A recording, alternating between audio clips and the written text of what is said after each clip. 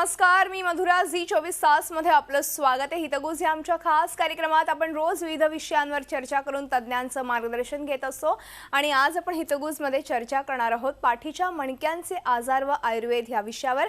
आणि या विषयावर चर्चा करण्यासाठी आमच्या स्टुडिओमध्ये आल्या आहेत डॉक्टर गौरी बोरकर. विषयाला सुरुवात करण्यापूर्वी मी डॉक्टर गौरी बोरकर यांचं आमच्या स्टुडिओमध्ये स्वागत करते. नमस्कार डॉक्टर. नमस्कार. डॉक्टर गौरी बोरकर ह्या आयुर्वेदाचार्य असून त्यांनी BAMS केल्यानंतर आयुर्वेदात MS ही पदवी संपादन केली. त्या गायनेकोलॉजीमध्ये स्पेशलायझेशन त्यांनी केलं, तसंच त्या संस्कृत विषयातही पारंगत आहेत.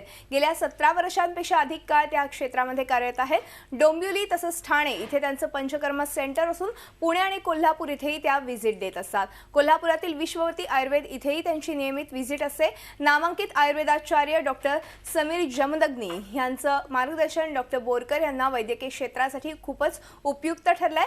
चला तर आपण ह्या विषयाबद्दल अधिक चर्चा करूयात डॉक्टर बोरकर यांच्याशी. मात्र तुम्हालाही या विषयाशी निगडीत काही प्रश्न असतील किंवा शंका असतील तर तुम्ही आमच्या टोल फ्री क्रमांक 1800-22-100 वर संपर्क साधून त्यांना थेट प्रश्न विचारू शकता. तेव्हा लगेच चर्चेला सुरुवात करूया. डॉक्टर, आयुर्वेदात कोणते उपचार आहेत त्याविषयी पण मला तुमच्याकडनं जाणून घ्यायचं आहे. सगळ्यात अगोदर सांगा, पाठीचे आजार होण्याची नेमकी काय कारणं असतात? बरोबर आहे. हा खूप छान आणि महत्त्वाचा प्रश्न आहे.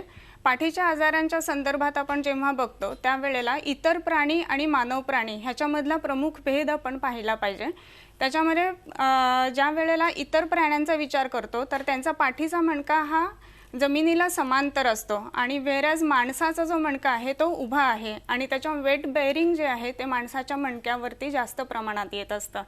तर हे जे काही वेट ट्रान्समिशनची डायरेक्शन असते तर त्यानुसार ह्या माणसाच्या पाठीच्या मणक्याच्या आजारांवरती परिणाम येत असतो.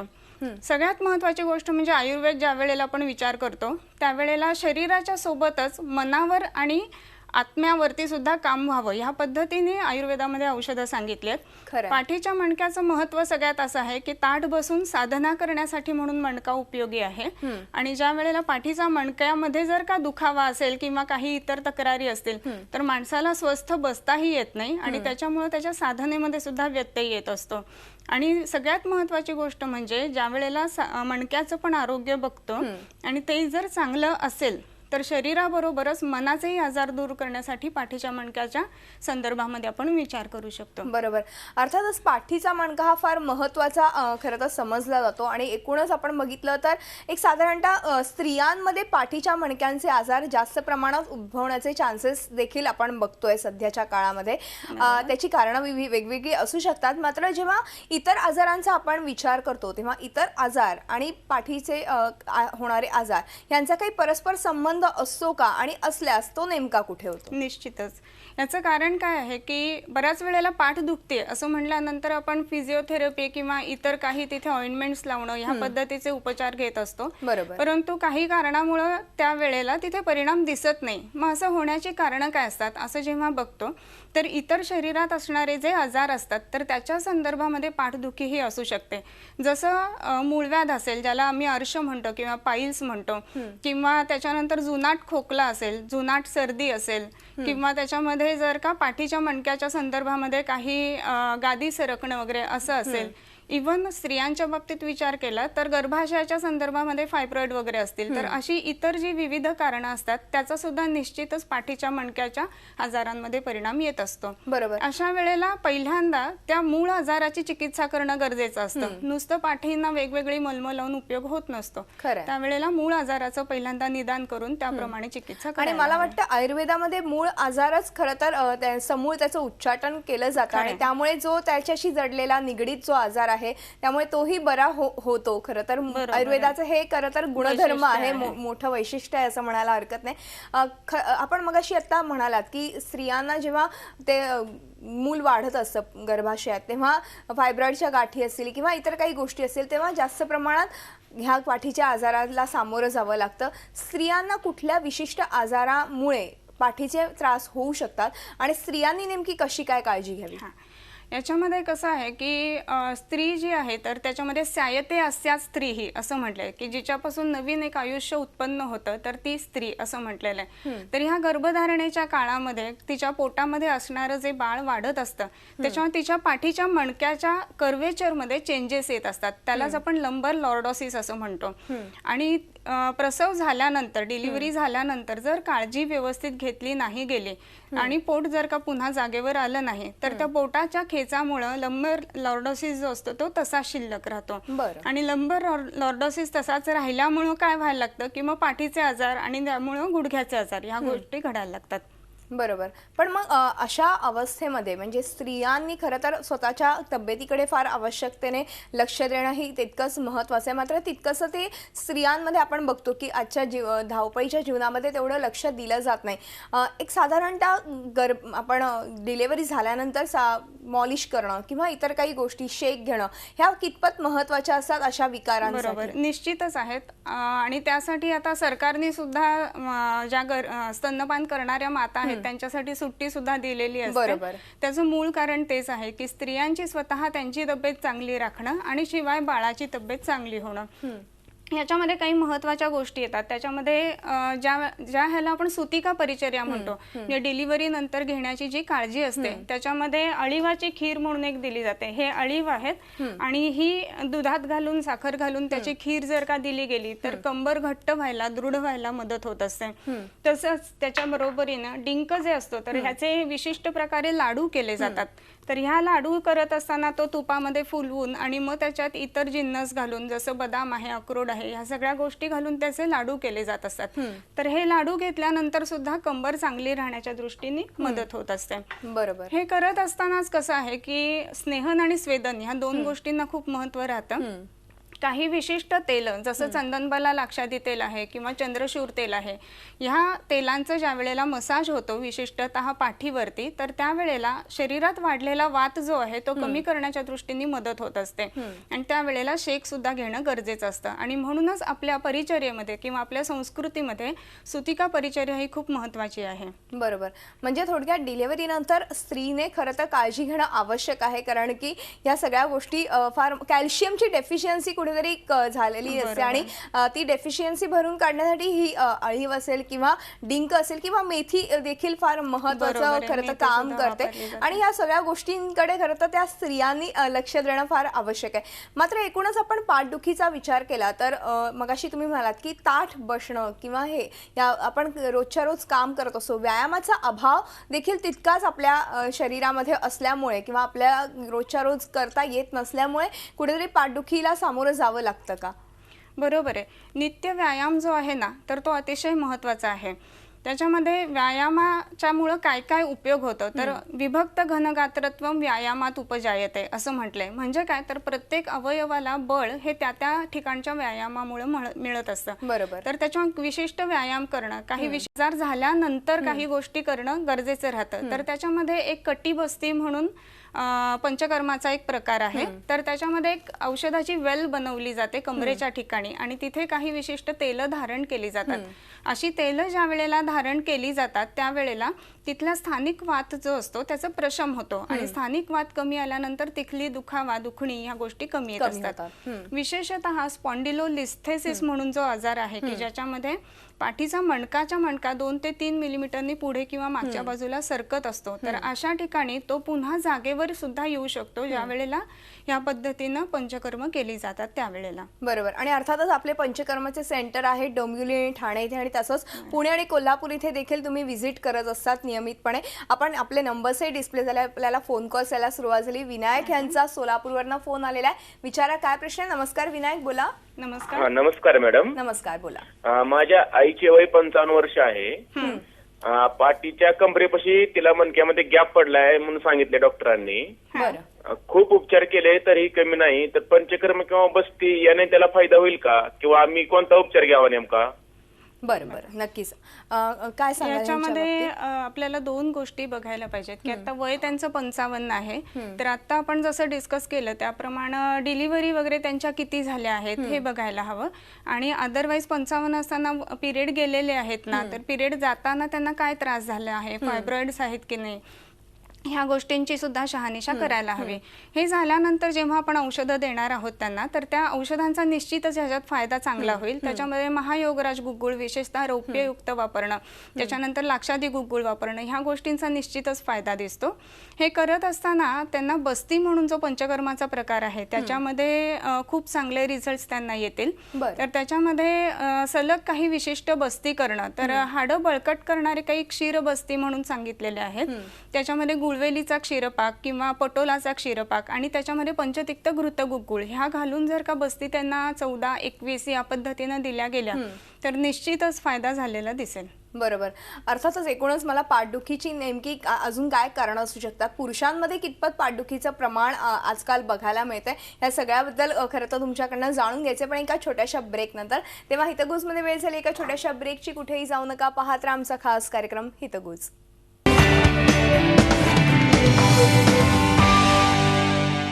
ब्रेक नंतर हितगुजमध्ये आपलं पुन्हा एकदा स्वागत. आणि आज आपण चर्चा करतोय पाठीच्या मणक्यांचे आजार आणि आयुर्वेद उपचार याविषयी.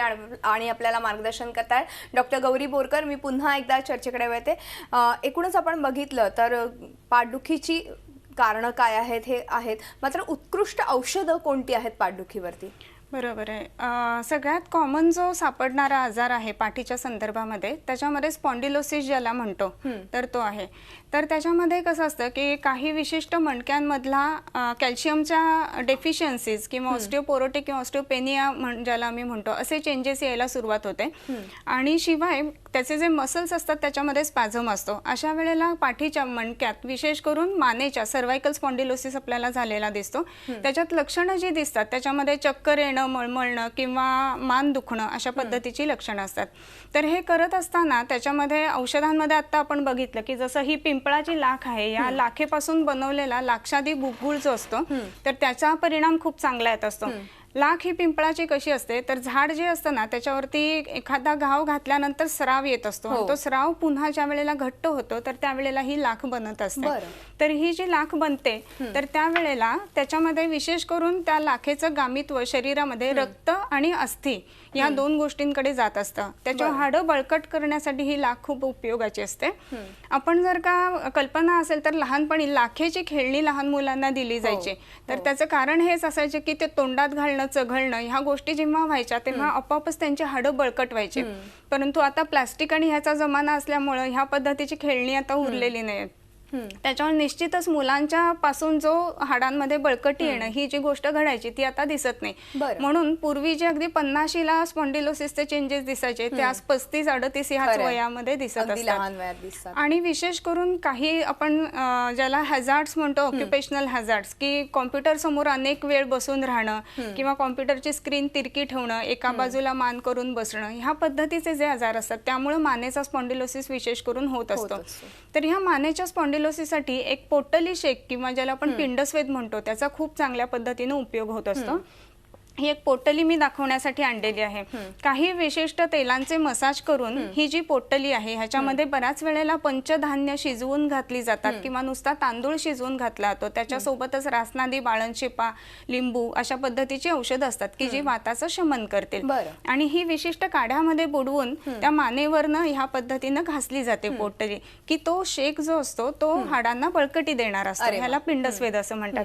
तर असे पिंडस्वेदाचे 13-14 सिटिंग्स ज्या वेळेला होतात त्यावेळेला स्पॉन्डिलोसिस निश्चितच खूप छान पद्धतीने कमी येत असतो. बरोबर. स्पॉन्डिलोसिस बद्दल तर आपण बोलतोच, मात्र आजकाल तरुण पिढींमध्ये म्हणजे अगदी शाळेत आणि कॉलेजमध्ये जाणाऱ्या मुला-मुलींमध्ये देखील हा आजार बघायला मिळतो. तर अशा वेळेस पुढे जाऊन त्यांना कुठल्या आजाराला मानेचे आजार ज्या वेळेला होतात ना तर आता जसं आपण म्हणलं की ऑक्युपेशनल हजार्ड म्हणून ह्या गोष्टी होतात, परंतु पुन्हा त्याचा परिणाम म्हणून असं होतं की आपल्या कामावरतीच परिणाम यायला लागतो. ज्या वेळेला चक्कर खूप आहे तर त्यावेळेला चक्क उठून ऑफिसला जाणं ही गोष्ट सुद्धा फार मोठी वाटायला लागते. त्याच्यामुळे निश्चितच आपल्या करिअरवरती परिणाम येत असतो. त्यामुळे मानेची काळजी घेणं हे अतिशय गरजेचं आहे. आणि आजकाल आपण बघितलं तर मोबाईल फोन्स असतील किंवा वेगवेगळ्या खरं तर टेक्नॉलॉजी जेवढी वाढलेली आहे जसे चांगले परिणाम परिणाम आहेत निश्चितच. तसेच दुष्परिणाम देखील बघायला मिळतात ह्या बरोबर. स्पॉन्डिलोसिसच्या केसेस त्याच्यात विशेष करून लोडवरती डोकं ठेवून फोन बघणं, बरोबर. त्याच्यानंतर लोडवरती डोकं ठेवून टीव्ही बघणं, ह्या ज्या गोष्टी आहेत ना ह्या विशेष करून टाळल्या अगदी. पाहिजेत. टीव्ही बघताना, मोबाईल बघताना ज्या वेळेला आपण बसणार, तर मगाशी आपण सुरुवातीला जसं म्हटलं की ताठ बसणं अगदी लहानपणापासून जसं शिकवलेलं असतं आपल्याला, ती गोष्ट फार महत्वाची राहते. बरोबर. ज्या वेळेला खूप जास्त चक्कर असते या स्पॉन्डिलोसिसमुळे, तर त्यावेळेला एक नस्य म्हणून ट्रीटमेंट असते, त्याचा खूप चांगला उपयोग नक्कीच होत आपण ह्या असतो. नस्याविषयी तुमच्याकडनं अजून जाणून घेऊया. पण तत्पूर्वी आपल्याला एक फोन आलाय, आपण फोन घेऊया. नगरवरनं बनकर बोलतायत. विचारा काय प्रश्न आहे. नमस्कार बनकर, बोला. हो नमस्कार. हा ते आमच्या मुलाला आहे ना पाठीचा आजार आहे मणक्याचा. बरं. हा. दवाखान्यात नेलं पण ते काय डॉक्टर म्हणतात बा ते त्यांची रक्तवाहिनी आहे ना ती चोकअप झालेली आहे. हा. त्याच्यामुळे वय फोन किती आला. आहे? हा काय झालं आमच्या मुलाचं आहे ना वय किती आहे त्यांचं? हे इथं चालू टीव्हीवर ऐकते मी आता. बरं, ठीक आहे. तुमचा प्रश्न कळलाय.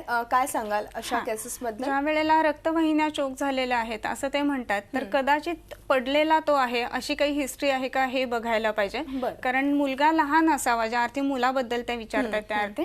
तर ज्या वेळेला पडलेलं असतं किंवा त्याच्यामुळे मार लागून काही तिथले स्ट्रक्चरल डॅमेज झालेलं असतं, तर अशा वेळेला काही विशिष्ट औषधांचा उपयोग होत असतो. त्याच्यात विशेष करून हिमसागर तेल म्हणून आहे, तर त्याचा मसाज करणं किंवा ते तिथे लावणं ह्या गोष्टीचा उपयोग चांगला होत असतो. दुसरी महत्त्वाची गोष्ट म्हणजे ते करत असताना वातकुलांतक म्हणून एक औषध आहे, तर त्याचाही परिणाम खूप निश्चित चांगला येत असतो. तर परंतु हे करत असताना जवळच्या वैद्याकडून तपासून ह्या गोष्टी करून घ्यायला पाहिजे. अगदी. नवीन रक्तवाहिन्या तिथे तयार व्हाव्यात ह्याच्यासाठी जलौकावचरणाचा उपयोग चांगला होत असतो. इथे जलौका आणलेल्या आहेत, तर ह्या ज्या दिसत आहेत ह्या जलौका आहेत आणि त्या विशिष्ट जागी म्हणजे जिथे दुखरा भाग आहे तिथे जर का त्या जळवा लावल्या गेल्या तर तिथलं अशुद्ध रक्त त्या खेचून घेत असतात आणि नवीन ब्लड सर्क्युलेशन मध्ये आणण्यासाठी त्याचा उपयोग होत असतो. आणि ज्या वेळेला नवीन ब्लड सर्क्युलेशन मध्ये यायला लागतं त्यावेळेला तिथला दुखावा आणि तिथलं हिलिंग पॉवर जी असते ती वाढत असते. तर त्या दृष्टीने जळवांचा उपयोग अतिशय होत असतो. त्याचबरोबर एक जळवांच्या बाबतीत असं सांगता येईल की जेव्हा तीव्र वेदना असतात कुठल्याही बाबतीमध्ये, असं म्हटलं जातं की ह्याच्यात आपण काय करणार आहे आयुर्वेदाचे लोक, तर अशा वेळेला उलट खूप चांगला उपयोग जळवांचा होत असतो. की अतिशय दुखतं आहे तर अशा वेळेला जर जळवा लावल्या गेल्या तर तिथला जो रक्त आहे ते खराब रक्त बाहेर आल्यानंतर इमिजिएट म्हणजे 20-1 मिनिटांमध्ये पेशंटला बरं वाटतं.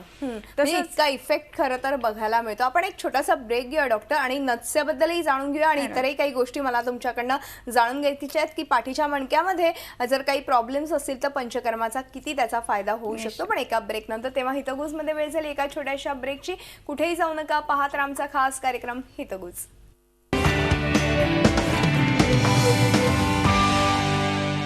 ब्रेक नंतर हितगुज मध्ये आपलं पुन्हा एकदा स्वागत. पाठीच्या मणक्यांच्या आजारांविषयी आज आपण चर्चा करतोय आणि आयुर्वेदातल्या उपचारांबद्दल आपल्याला मार्गदर्शन करताय डॉक्टर बोरकर. मी पुन्हा एकदा चर्चेकडे येते.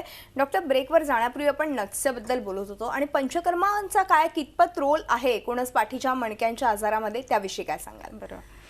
आता आपण सांगत होतो की ज्या वेळेला मानेचा स्पॉन्डिलोसिस असतो तर मानेच्या स्पॉन्डिलोसिसमध्ये इव्हन चक्कर जी खूप जास्ती मोठ्या प्रमाणावरती असते की झोपलेला जो असतो माणूस जमिनीवर तो सुद्धा म्हणत असतो की मला पकडा मी पडतोय. अर्थात तो झोपेत वर्टिगो सारखी लक्षणं असतात. तर त्याच्यामध्ये नस्यांनी हे जे चक्कर येणं आहे हे इमिजिएटली थांबतं. तर विशेष करून सूतशेखर अनंता याची पावडर करून त्याचा प्रधमन नस्य जर का वापरलं गेलं तर त्याचा परिणाम खूप चांगला झालेला दिसतो. याच्याही व्यतिरिक्त बलामोचरस नस्य म्हणून एक आहे. मोचरस म्हणजे आपण जसा पिंपळाचा डिंक बघितला तसा शाल्मलीचा डिंक असतो. तर त्याचं सिद्ध तेल जर का आपण सिद्ध केलं आणि जर का ते नाकामध्ये टाकलं गेलं तर हाडांना बळकटी येण्यासाठी उपयोग होत असतो. नासाही शिरोसद्वारम असं म्हटलेलं आहे. म्हणजे काय तर शिराचं नाक हे द्वार आहे आणि शिरामध्ये सर्व इंद्रिय उपस्थित आहेत. तर आपल्या शरीराचा कंट्रोल इंद्रियांकडे असतो. 11 इंद्रिय असतात शरीरामध्ये, 5 कर्मेंद्रिय, 5 ज्ञानेंद्रिय आणि मन हे 11वं इंद्रिय आहे. तर या सगळ्याचा कंट्रोल शिरामध्ये असतो आणि त्या शिरापर्यंत पोहोचण्याचं दार हे नस्य आहे. तर त्याच्या ह्या स्पॉन्डिलोसिसच्या बरोबरच इतरही आजारांच्या मध्ये नस्याचा खूप चांगला उपयोग झालेला दिसतो. बरोबर. आणि अर्थातच जर पाठीच्या मणक्यांचे आजार टाळायचे असतील तर नेमकं काय केलं पाहिजे, अगदी थोडक्यात काय सांगाल? सगळ्यात महत्त्वाची गोष्ट म्हणजे आपण जसं बघितलं की लहानपणापासूनच खाणं पिणं आहार हा सुधारला पाहिजे. जसं डिंकाचे लाडू, अळीवाचे लाडू ह्या गोष्टी लहान मुलांना आवड त्याची लावली पाहिजे. त्याच्यानंतरची महत्त्वाची गोष्ट येते की आपण ज्या वेळेला काम करण्याच्या वयामध्ये येतो त्यावेळेला काम करत असताना विशिष्ट व्यायाम रेग्युलर करणं, योगासनं नित्य करणं आणि आपले पोस्चर्स व्यवस्थित ठेवणं ही गोष्ट गरजेची आहे. बरोबर. आणि ज्या वेळेला वय वार्धक्याला झुकलेलं असतं तर शूलम नास्ति विना वातात असं म्हटलंय. तर त्याच्यावर नित्य अभ्यंग करणं आणि स्वेदन करणं. अभ्यंगम आचरेत नित्यम स जरा श्रम वातहा असं म्हटलेलं आहे. जरा म्हणजे म्हातारपण दूर ठेवणारं हे अभ्यंग आहे. त्याच्यामुळे वयाच्या हिशोबाने जेव्हा आपल्याला मणके आपले आणि सर्वच हाडं शरीरामध्ये चांगली ठेवायची आहेत त्यावेळेला अभ्यंग हे नित्य व्हायला हवं. बरोबर. हे जर का आपण नित्य ठेवू शकलो तर दिनचर्या आणि ऋतुचर्या पाळल्यानंतर आपण निरोगी होतो. नक्कीच. आणि हे साधारणतः पंचकर्म वर्षभरात एकदा करून घ्यायला हरकत नाहीये. ऋतूनुसार पंचकर्म असतात, त्या प्रत्येक ऋतूमध्ये ती पंचकर्म करून नक्कीच घ्यावे. नक्कीच याचा फायदा नक्कीच होणार आहे. खरं तर वेळ संपल्यामुळे डॉक्टर आज आपल्याला इथेच थांबावं लागते, मात्र तुम्ही आलात आणि खूप छान मार्गदर्शन केलं त्याबद्दल मनपूर्वक धन्यवाद. धन्यवाद. तेव्हा हितगुजमध्ये आज आपण इथेच थांबतो. तुम्ही पाहत राहा झी 24 तास, रहा एक पाऊल पुढे.